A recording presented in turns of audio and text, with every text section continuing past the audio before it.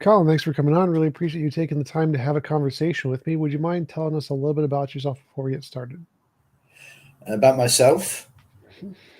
Well, let me mention this bandage on my face just to get it out of the way. I have a bandage from ear surgery, and the doctors say I can't take it off, so that's why I have it there. So just in case you're wondering. About myself, well, English, born 1950, taught in England at a couple of universities until I was maybe 40. Then I moved to the United States, 1990. I taught at Rutgers and then in another place after that. And I've written many books and usual academic career, really. Cool. So the topic today was your paper on the mind of God. It's like divine psychology, that kind of stuff. Could you tell us a little bit about that and what your position is in general about the mind of God? Well, that paper I wrote not because it falls within the area of my interests, academic interests or expertise at all. I was invited to a conference in Oxford and I wanted to be in England at that time. And so I accepted it. And the conference was a conference of basically theologians and other religious types. And the topic of the conference was God's intervention in the world and whether it was possible. And so I thought about what I might say, and I came up with that paper, which I delivered at the conference, which was subsequently published. But as I say, it's not something I've had an interest in either before or since, really. It was a one-off. I kind of enjoyed writing it because it was an unusual subject to deal with from the point of view of the things that I am more professionally interested in. Things having to do with the mind, obviously, and the question of, well, what if God presumably has a mind? What kind of mind would God have, and how similar would it be to the human mind? And then I cited various respects in which it would be similar and noted some in which it would not be similar. Could you tell us about that? Because there's a lot of many different theologians' perspective on God's mind is very interesting, especially like the Thomistic classical Thomism view that it's some kind of divine aseity thing, so it wouldn't be analogous to human minds at all. So what is your take on God's mind, and how would it be similar and different from human minds? Well, I don't know the views of the various theologians. It's not something I've done any research on. I've got a vague idea of what they think. I mean, they often, of course, we all know they say things like that God has an unlimited mind. His mind is not like the human mind in its finiteness. It presumably does not exist in time, so that God doesn't have a mind in which there's a temporal sequence of mental events, thoughts, or sensations, and so on. That kind of thing is fairly familiar. So, we're told that the mind of God has to pass his human comprehension. Except, of course, when that's said, it's supposed that we do understand the idea that God has a mind. I suppose there might be a more radical view that it's even too anthropocentric to say that God has a mind, because that word or that concept seems to get its main meaning from the human mind and perhaps animal minds. So even to describe God as having a mind would be to limit God's mind. But that, of course, is a bit of an empty statement. The right thing to say, I assume, is that God has various kinds of what we call mental states, which are analogous at least to ours, such as he has thoughts or knowledge. And we know from the traditional definition of God as omniscient. He knows everything. Well, if he knows everything, then he has states of knowledge. And then if you ask a philosopher what's meant by knowledge, the philosopher will tell you his or her theory of what knowledge is, and they might say, well, knowledge is true justified belief. That's the traditional, since Plato, that's the view of what knowledge is. So therefore, God has states of true justified belief. And if he has those states, and he has beliefs, okay? So far, so good. And if somebody says at that point, some theologian says, oh, but now you're comparing God too closely to man, Well, you started it. You said he knows everything. I just told you what knowledge is, conceptually what knowledge is. It's not a contingent truth that knowledge involves belief. It's a necessary truth. So if God has knowledge, he has to have belief. If it has, let me be a little more exact. If he has propositional knowledge, knowledge of that, he must have belief of that. Okay, so now we know he has belief. And what do we know about belief? Well, there are various things that philosophers have mentioned about belief. Beliefs are directed to propositions. Propositions have logical entailments. So one proposition can entail another proposition. It's possible for there to be logically valid inferences from one belief to another, or logically and sometimes logically invalid ones. So God's beliefs presumably are subject to the laws of logic. God can't reason in any way other than modus ponens. If P and if P then Q then Q. So we know that about God's mind, and then we can even go on from there and say, for example, that, as we know from Frege, belief contexts are referentially opaque, meaning that you can't substitute inside a belief context a term that designates the same thing as some other term. Like, for example, the classic example is if you or I, in the case of the Babylonians, believe that the planet Hesperus is bright, and if it's the case that the planet Hesperus is identical to the planet Phosphorus, it does not follow from that we believe that Phosphorus is bright. So as the term goes, beliefs are referentially opaque. You can't substitute co-denoting terms in their scope. So that would mean if God has beliefs, his beliefs would appear to be then subject to that condition. That, of course, seems to conflict with another property of God's mind, which is that God knows everything. Because if God knows everything, one of the things he knows is the Hesperus is phosphorus. He knows that identity. So in the case of God, it may seem that, well, our beliefs are referentially opaque, but God's are not because he's omniscient. Okay, we can agree with that. But then we can still say, following Frege again, that God's beliefs have sense as well as reference. In other words, they have a thing that they're about, a certain planet, in this case Venus. Then they have a way in which the thinker thinks about that thing, a concept, a conception, what Frege called a mode of presentation of that thing. So God's beliefs have modes of presentation. Why? Because that's a necessary property of beliefs. That's what they are in their nature. So God has those. So that's the kind of thing that I discussed in the outset of the paper. And what would be the differences from your perspective? Say that again. What would be the differences between God's belief and our belief? Well, one thing you might say, this is the question of whether God is a temporal being. Our beliefs are formed at a time, persist over time, change with time. When we reason, the premises of our beliefs precede the conclusions we draw from them. At time t, we have certain premises. We believe that all men are mortal, and we believe that Socrates is a man.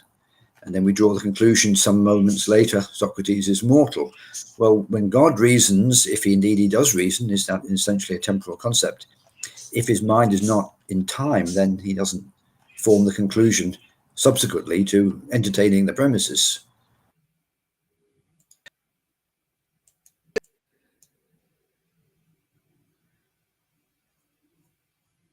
I think he froze.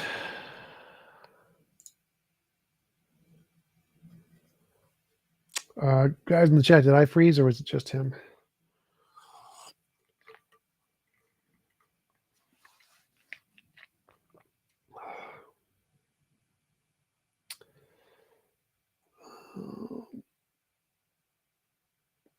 Am I frozen too, or is it just Colin? All right.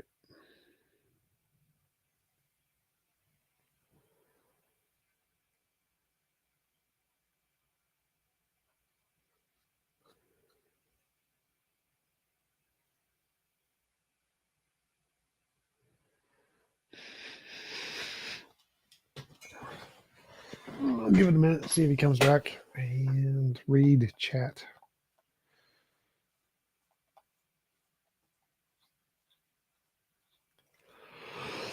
Bird, probably unplug the webcam. That's right.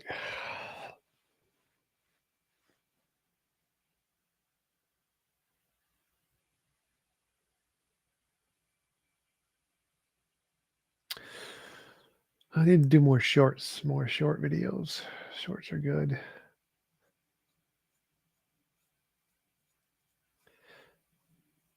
When is my birthday? September 18th.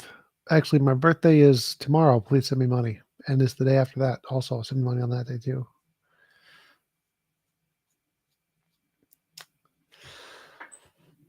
Shorts are doing well at bringing in new audience members.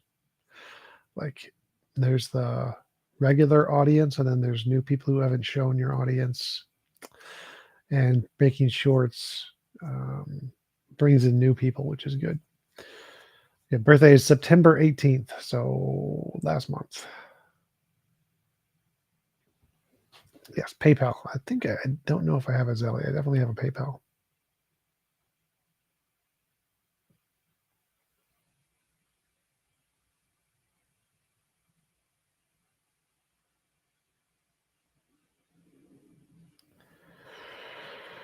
Thank you, Mike. That is drawn by 60-second skeptic.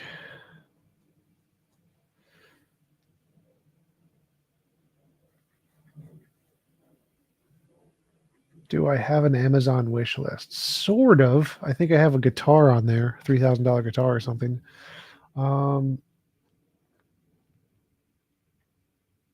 Team Hoplon, down. Amazon wish list, because all my stuff, all the stuff that I would be on my Amazon wish list would be like stuff that is more expensive. So like a new amp, $400, or a new camera lens, $400 or something.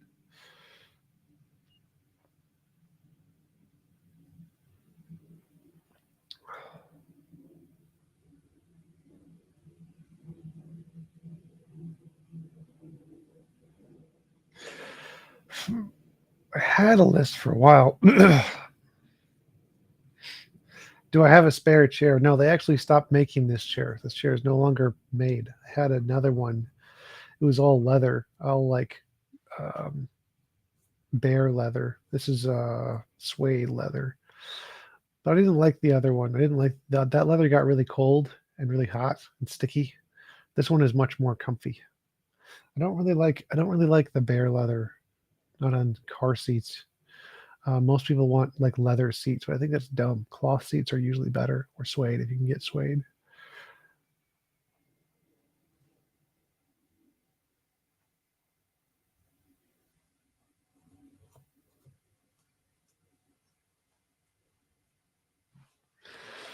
Amazon, just add a bunch of consumables. Furnace filters, motorcycle batteries, and Petri. Make irony bathtubs. Amazon. Important messages about items in your cart. That went up. That went down. Oh boy. Let's see. Let's go down here.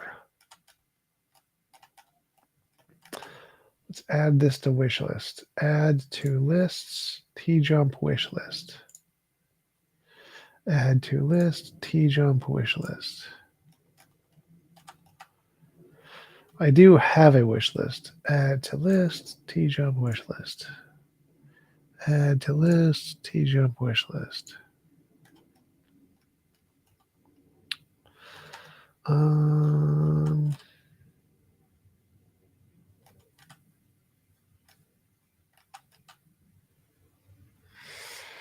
All right, lists. TJump's wish lists. That should be on there. Why is there a ball on there? That's weird.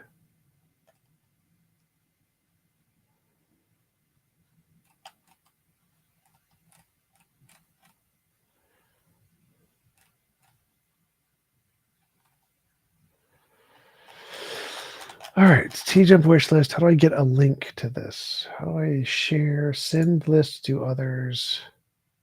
View only. Copy link. Here you go. TJump wish list.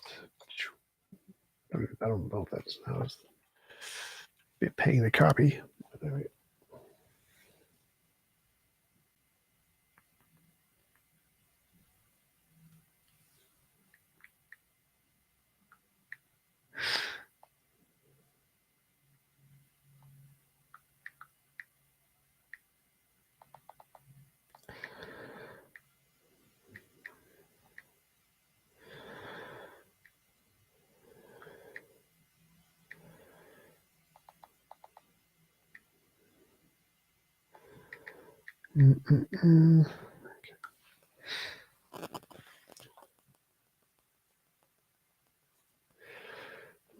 Why is there duct tape? That's from Murder Shed Steve.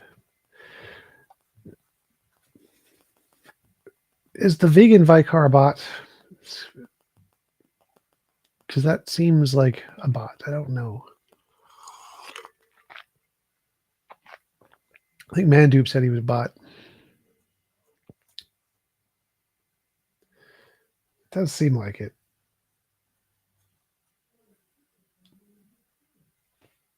Do you use Sony DSLR for your main camera? No, I use a mirrorless Sony A6400.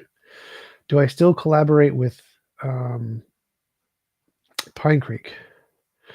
Occasionally. I mean, I could just go on a show any once in a while, but we don't like plan anything.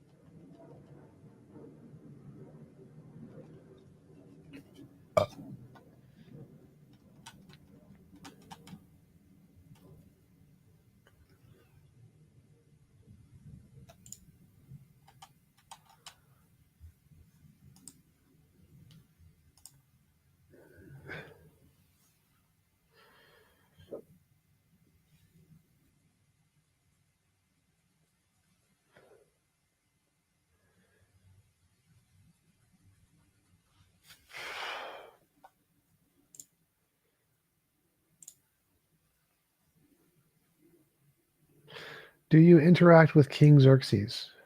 In the Sunday TJumps philosophy kindergarten, King Xerxes is occasionally in there. Why do you ask, Efont? I do not have a game screen up right now. I don't have any games. I'm too tired to think. I just woke up.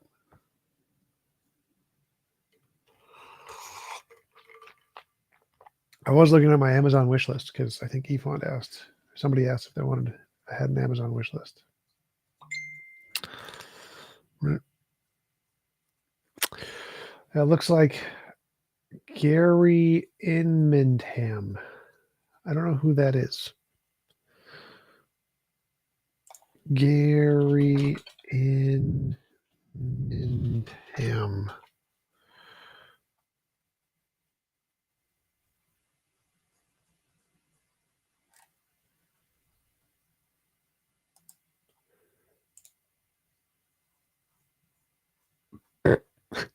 It looks like a stoner.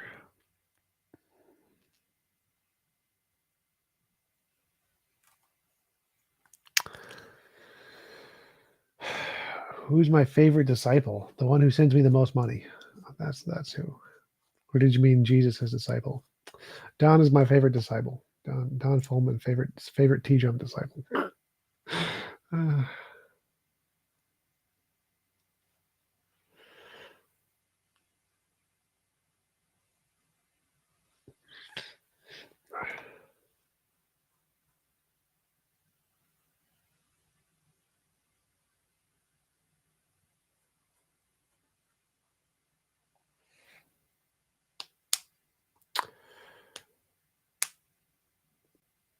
Play us a tune on my guitar. I mean, I could. I'd have to go over there and like turn it on or something. I don't know if you guys can actually hear it.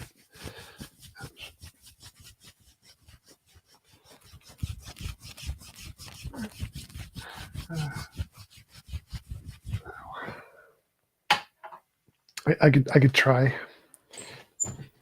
to get my guitar, see if it turns on and shit.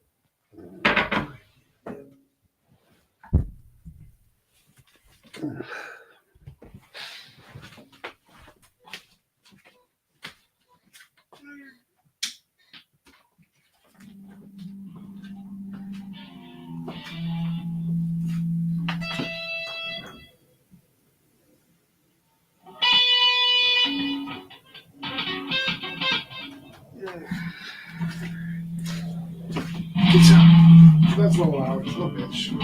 Ow. Guitar.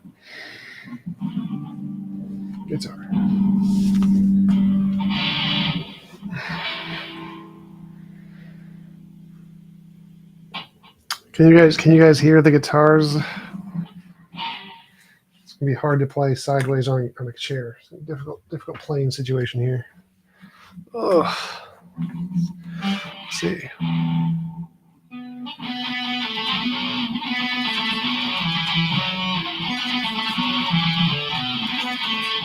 Oh, there, that's right. You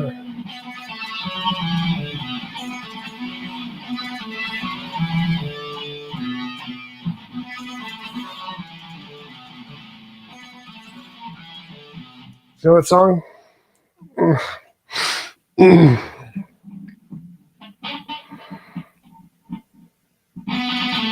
There's a more complicated version.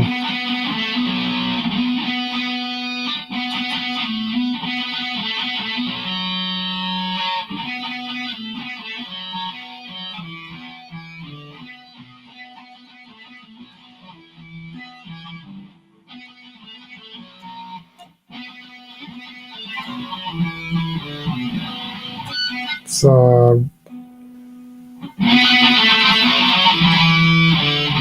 but then there's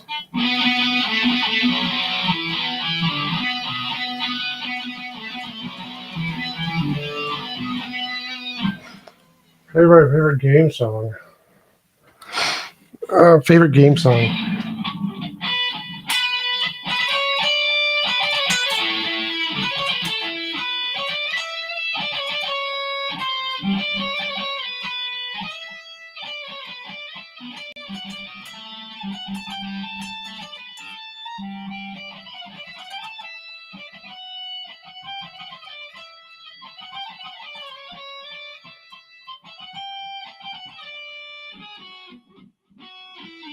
Something like that.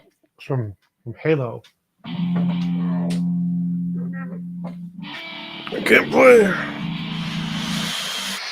The chair is in the way. It's hard to play.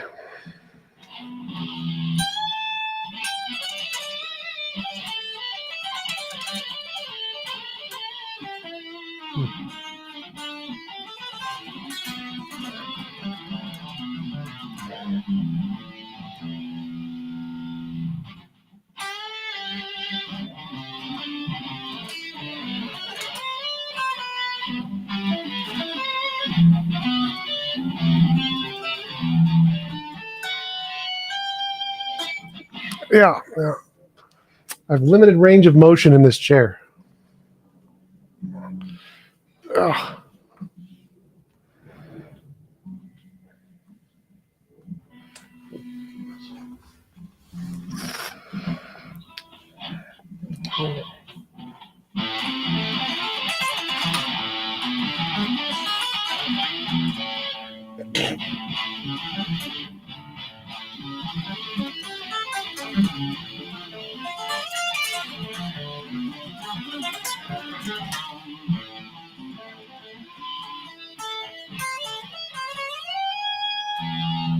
Oh, good.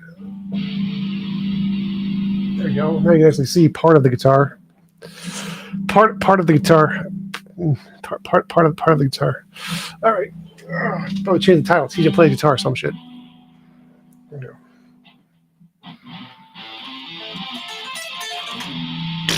This pillow's in the way. Ow. This is so difficult. This is not the ideal playing position. Ouch. There you go.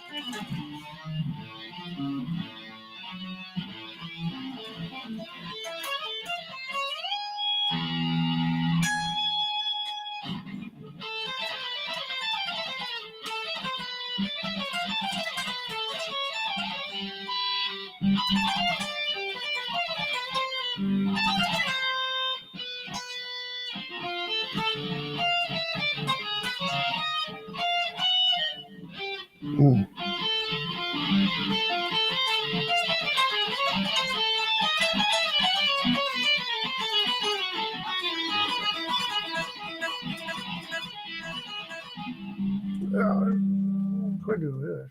Let's see. Oh, there we go. Now you can see the guitar a little bit. There we go. You should start a band with Jay Dyer and Pine Creek. Be interesting.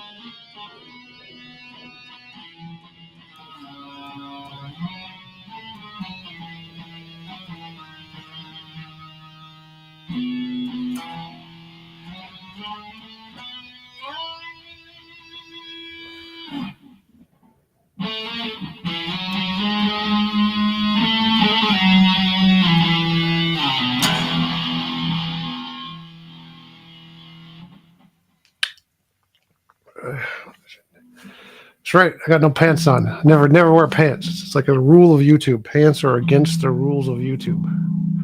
Oh, I don't need this anymore because nobody's on here. So there you go. What else do I know?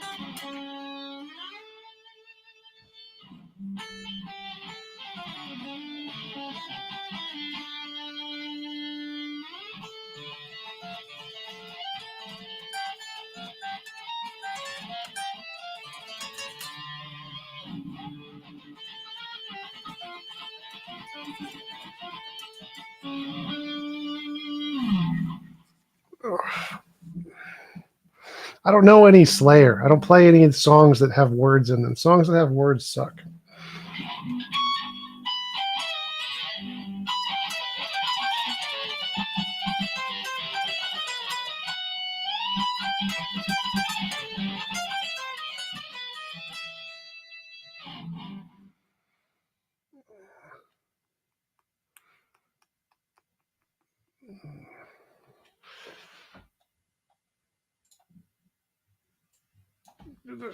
Change the title to Tech Issues. Tech Issues. So, God damn it. That's not, I don't want to press enter there. Tech Issues. So, plays guitar. There you go. Tech Issues. So, TJump plays guitar. That's right. Words are hard. Words suck. Make it less fun. Best song ever.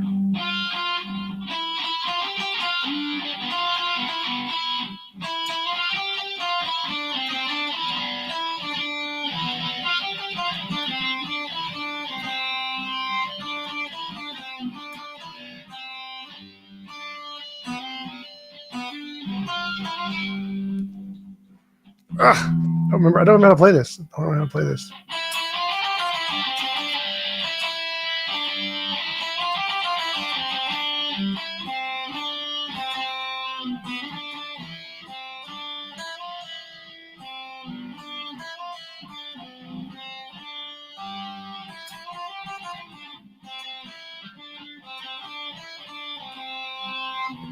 Remember a debate I had? You argued for naturalistic pantheism. I do that a lot. I think the first one I did that was like Blake Junta or something.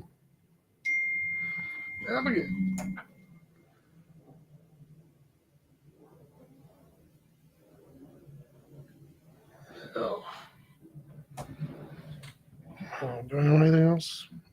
I don't even know any of their songs. We can play the whole thing of this.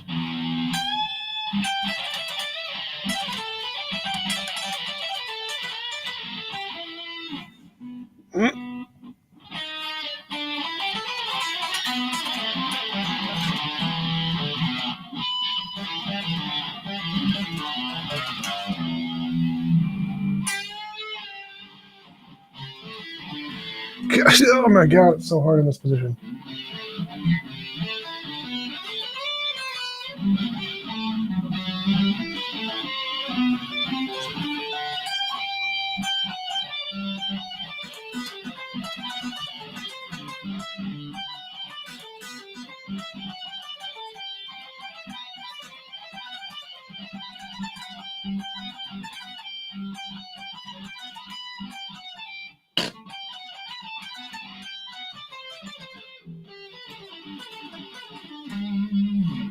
Something like that. Oh, it's a pub theme. I don't know the pub theme.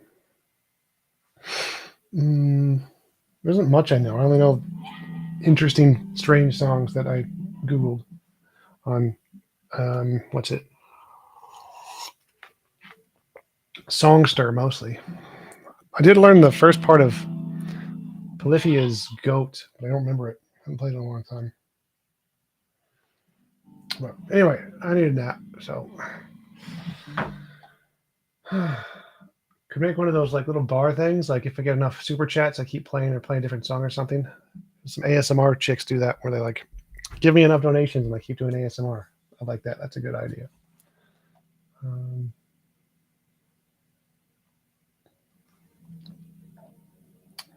don't remember if there's anything else I even know.